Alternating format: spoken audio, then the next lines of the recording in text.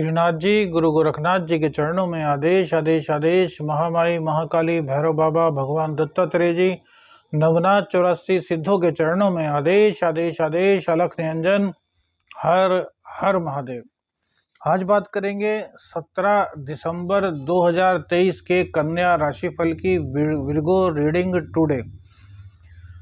आज रविवार का दिन है।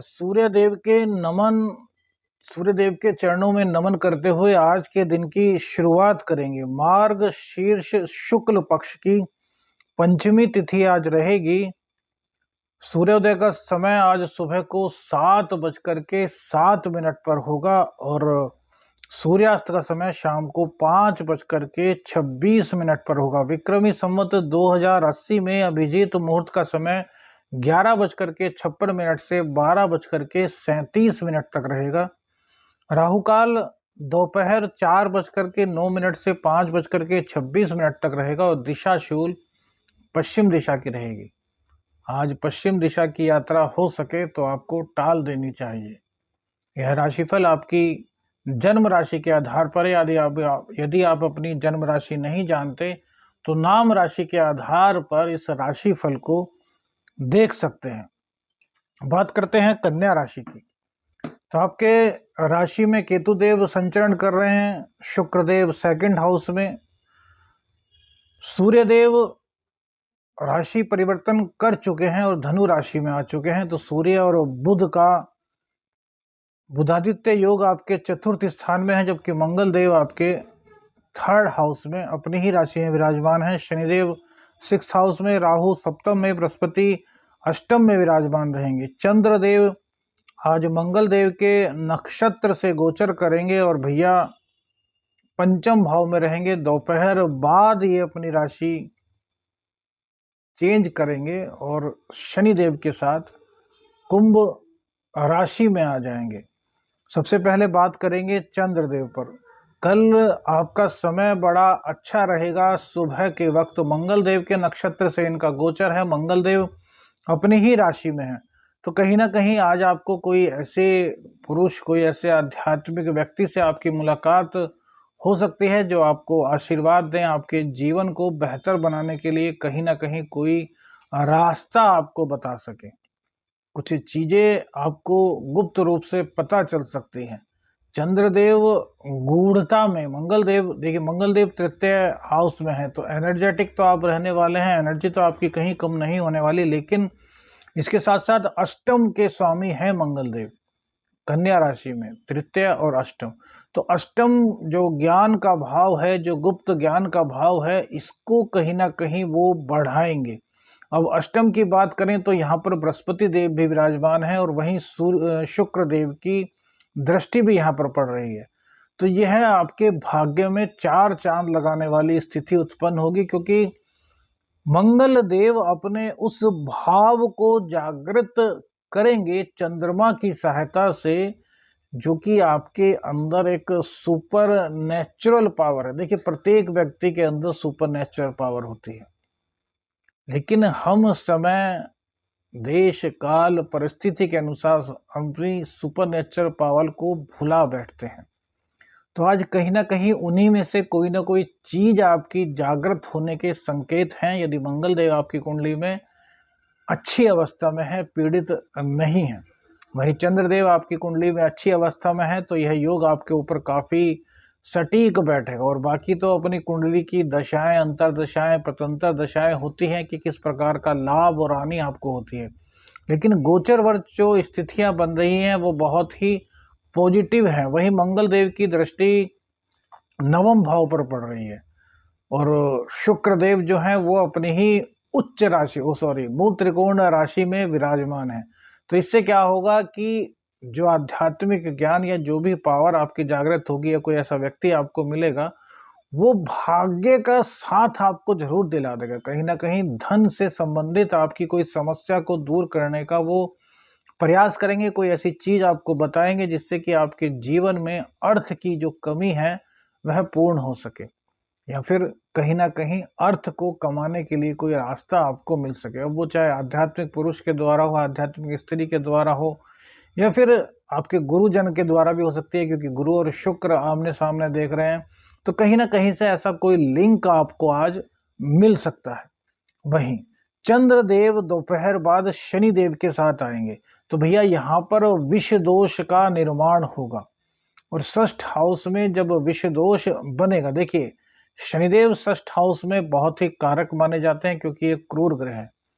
चंद्रदेव भी क्रूर ग्रहों की संज्ञा में आते हैं, लेकिन जब ये पाप ग्रह से दृष्ट हों, अमावस्या के आसपास के हों, या फिर और अन्य कई कारण, उन पर तो यहाँ पर चर्चा नहीं करेंगे। लेकिन भैया विष दोष का निर्माण आज यहाँ पर हो रहा है, और इस दोष के निर्माण होने से कहीं ना कहीं हॉस्पिटल पर आपका खर्चा हो सकता है, रोग पर कहीं आपको खर्च करना पड़ सकता है। अब ये एकादश शेष हैं, तो कहीं ना कहीं इनकम को लेकर के भी आपको थोड़ी सी प्रॉब्लम यहाँ पर उठानी होगी। अब इसका मतलब यह नहीं कि इनकम नहीं होने वाली, इनकम आपकी होगी, लेकिन इनकम में परेशानियां, इनकम में डिले होना, या किसी भी कारण से कहें तो कुछ ना कुछ परेशानियां, कुछ ना कुछ डिप्रेशन का शिकार, मानसिक तनाव, इस तरह की परिस्थितियां गोचर वश आज आपकी कुंडली में उत्पन्न हो रही हैं।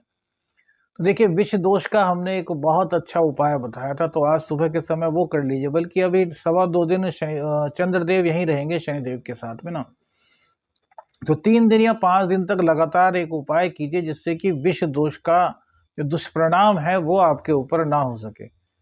सरसों का तेल और उसमें थोड़ा सा दूध मिला लीजिए, कच्चा दूध और थोड़े से काले तिल, इन तीनों को मिलाकर के यदि आप भगवान शिव पर अर्पित करते हैं, शिवलिंग पर शिवलिंग का अभिषेक करते हैं, तो इससे विष दोष की बहुत सारे दुष्परिणाम दूर हो जाते हैं।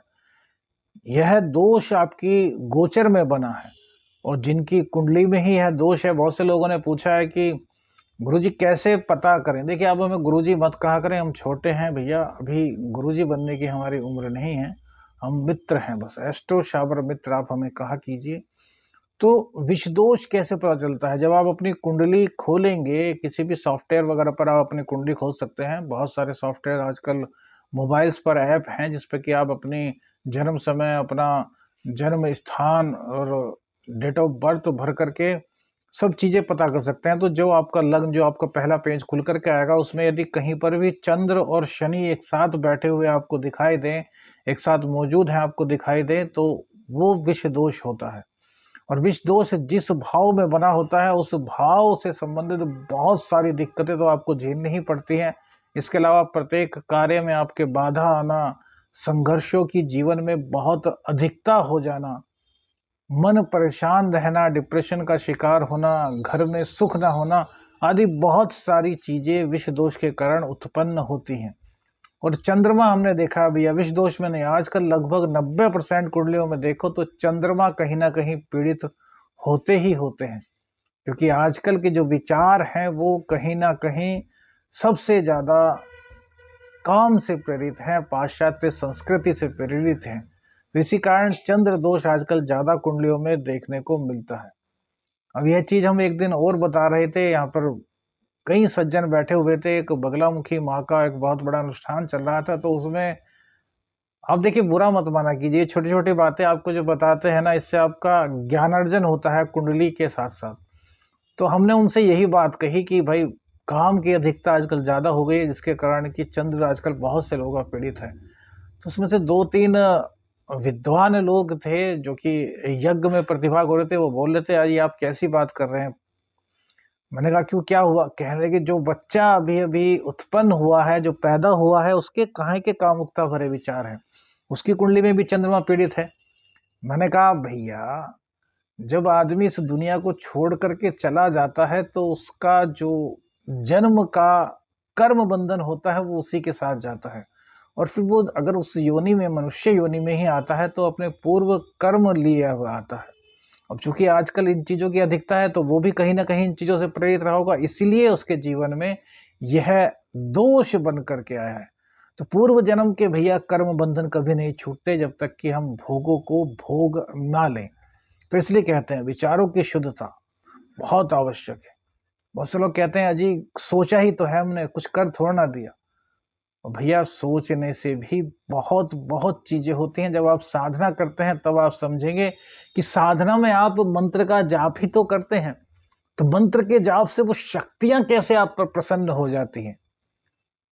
वो भी तो आप मन से ही कर रहे हैं, मन से आपके बीज मंत्र निकले, उन तक पहुंचे, एक अमुक संख्या में आपने शाबर का जाप किया और शक्तियों का प्रभाव आपको दिखा।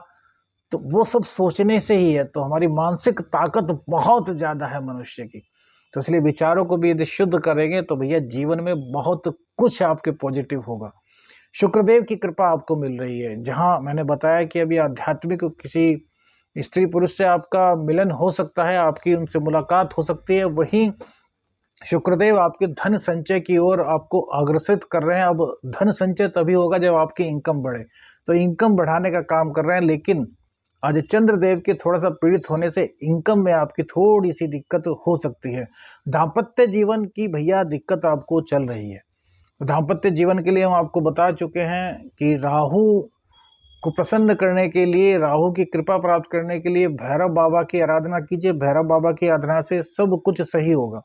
आज की कुंडली में एक जो सबसे खास बात हमें दिख रही है कि वो शनिदेव, देखिए बुध देव वक्री हो चुके हैं, तो ये आपके बिजनेस में तो चार चांद लगाएंगे, लेकिन थोड़ा सा आपकी वाणी पर आपको थोड़ा सा नियंत्रण यहाँ पर रखना होगा। देखिए बुध देव पराक्रम भाव में उल्टे जा रहे हैं, यानी कि वृश्चिक राशि में जा रहे हैं, जो कि ये 25-26 तक रहेंगे। उसके बाद फिर से यहीं पर ये नहीं सॉरी 2 तारीख तक रहेंगे, फिर ये मार्गी होंगे, फिर दोबारा से धनु राशि की ओर आएंगे।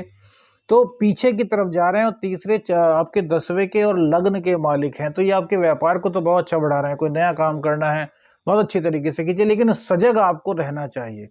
तो बुध देवता का यह जो वक्रत्व काल है, ये थोड़ा सा आपके लिए दिक्कत भरा इसी में है कि आप बिना सोचे समझे कोई भी कार्य न करें। आज शायद इस पर हम राशिफल बनाएंगे, लेट हो गए हैं भैया समय की अधिकता के कारण, तो थोड़ा सा इसके लिए हमें माफ कीजिएगा। सूर्य राशि परिवर्तन और बुध राशि परिवर्तन दोनों पर ही आज आप वीडियो पूरी देने की आपको कोशिश करेंगे।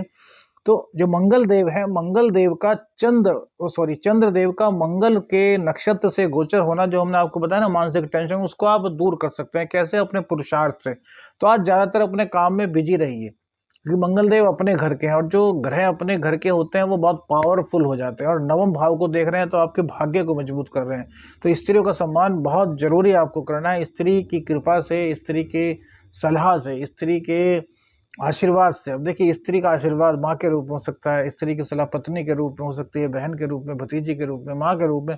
तो स्त्री जहाँ भी आ रही है वहां पर आपको अपनी दृष्टि को बहुत अच्छा रखना है, विचारों को बहुत शुद्ध रखना है और उसके बाद में आपको उनसे सलाह लेनी है। तो इससे आपके कार्य काफी अधिक बनेंगे।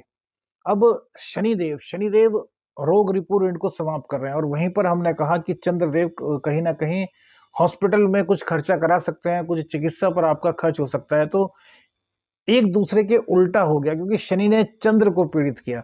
अब जब चंद्र पीड़ित होंगे तो चंद्र से संबंधित बीमारियां, जैसे कि किडनी की कुछ दिक्कत हो सकती है, कुछ यूरिनल प्रॉब्लम हो सकती है, कुछ गुप्त रोग हो सकते हैं। तो इस पर आपको थोड़ा सा ज्यादा ध्यान देना है। बस हम तो ये कहेंगे विचारों को शुद्ध रखिए। विचारों को जितना निर्मल और शुद्ध रखेंगे और भगवान की आराधना करेंगे, सब चीजें सही होंगी। भगवान शिव पर उस उपाय के अलावा अलग से दूध का अभिषेक कीजिए और शिव तांडव स्तोत्र का पाठ कीजिए, आपका कल्याण होगा। आदेश आदेश अलख निरंजन। हर हर महादेव।